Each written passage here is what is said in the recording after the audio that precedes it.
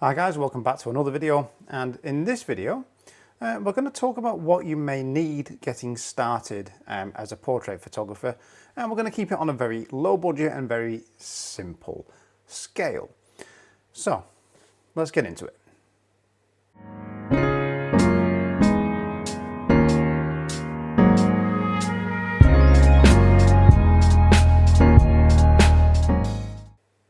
Okay, so assuming you have a camera and a lens already would be a good start, right?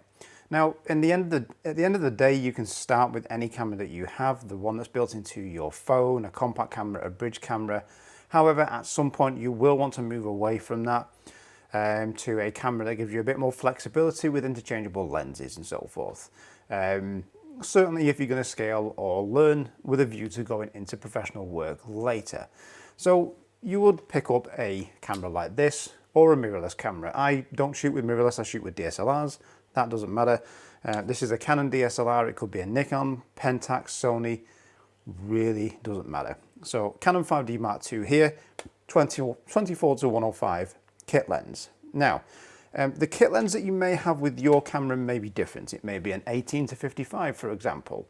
That gives a 24mm field of view equivalent to 35 format on a crop sensitive camera. So you've got a 24 to 80 probably kind of range on that kit lens, and that's fine.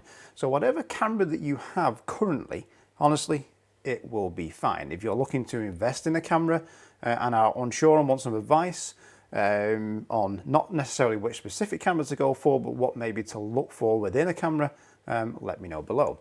So what else do we need to start in portrait photography?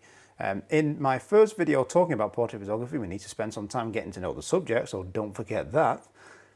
Go back and watch that one. I'll put it in a card somewhere, wherever they put them these days on YouTube. So we have the camera, we have a lens. That's all fine. This is essentially a light gathering box, and that's it. It's as simple as that. Okay, it's got electronics and wizardry in there, makes pixels, whatever. They all do the same thing. Now, you can get started in portrait photography with a very basic and simple kit. You don't have to go to studio strobes and lights like what you see in the background behind me. You can start using available or natural light. Natural light being what you would find outside, a cloudy day, overcast, open shade, bounced light from full sun bouncing off, say, a white wall or a grey building or the floor, obviously full sun, or available light to you, such as continuous lights or available light in rooms at home or in other places. Now, to give you a little bit of control, you can add a couple of things. So we have our lens and we have our camera. Yes, there's more lenses and things that can be added later. Lenses with wider open apertures or faster lenses, otherwise known as 51.8, 85 1.8, etc. But we'll park those for now.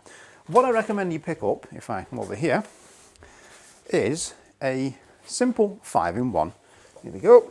I hope that's refocused on me. A simple 5-in-1 reflector. Many different brands out there. They come in a little pouch and they fold up. And what these do, hold on, get rid of that, is they open, oh, this is probably going to smack me in the face. Did not think this through. Oh, there we go. They open up to provide a silver bounce, a white bounce is actually inside, I'll open it in a minute, a diffuser where you can fire light through, and a negative fill. So if I smack the microphone, that's annoying, if I use this as negative fill and bring this to my side close in here, we will get more shadow and contrast on this side. My key light's here, by the way, and so we'll get more shadow here. So you can make a shot more moody when you've got very overcast, soft, even light, for example, with the black side of a reflector, negative fill. Cool, okay. Now if we open this up, hang on, I'm gonna have to stand up and go over here. Let's see if the camera focuses. All right. If we open this up here, we get a diffusion panel. This can also be used as a white bounce as well. It's very handy. So you can, of course, fire or shine a light through it, hold it up in front of your subject. If, let's say, this beauty dish here was the sun, It can diffuse the light there for you. Now you do also get a white side on the inside there, and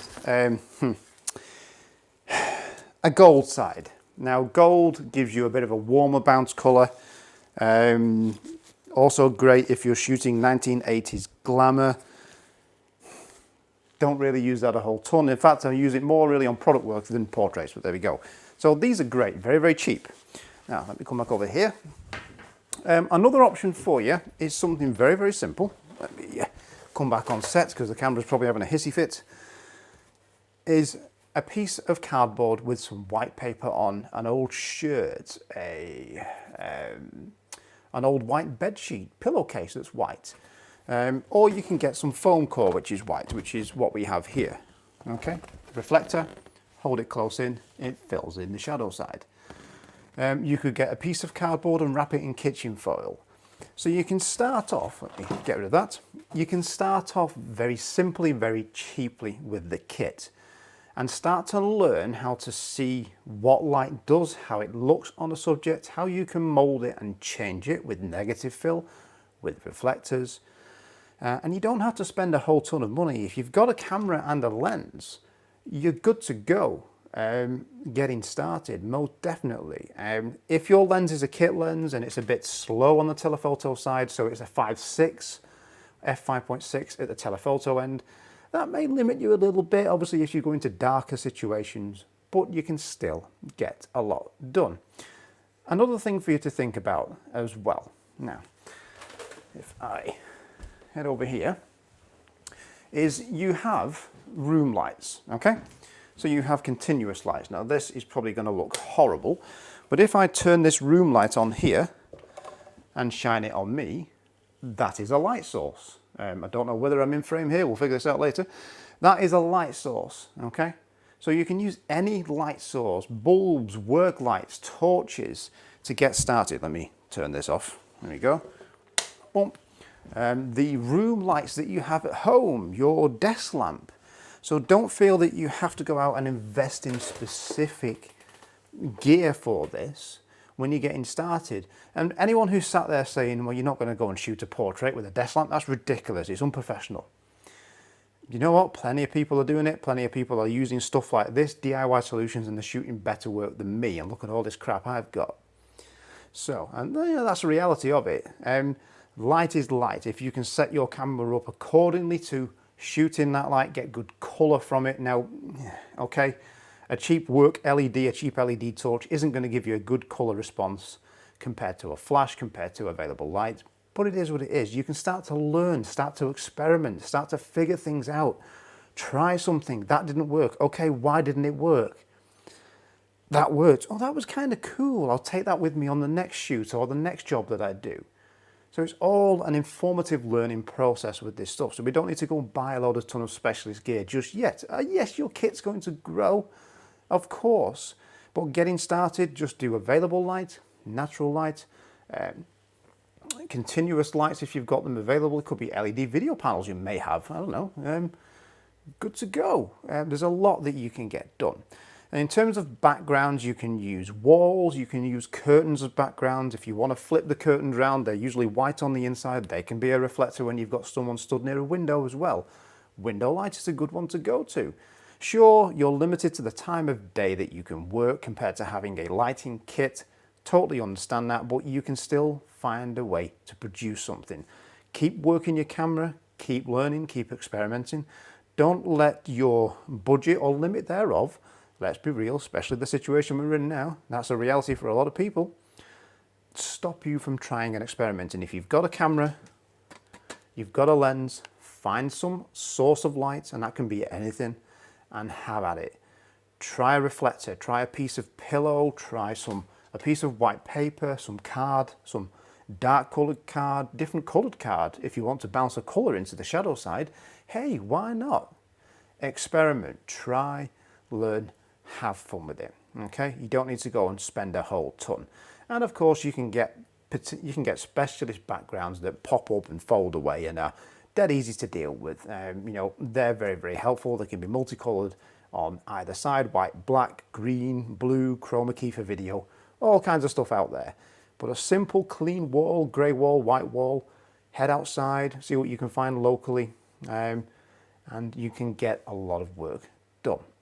If you enjoyed these tips, let me know in the comments below. Anything else that you've tried or you've used on a budget to get things going and learn in portrait photography, drop a comment below because it might help somebody out.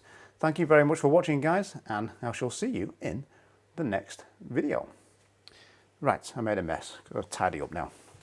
Yay, okay. Ugh.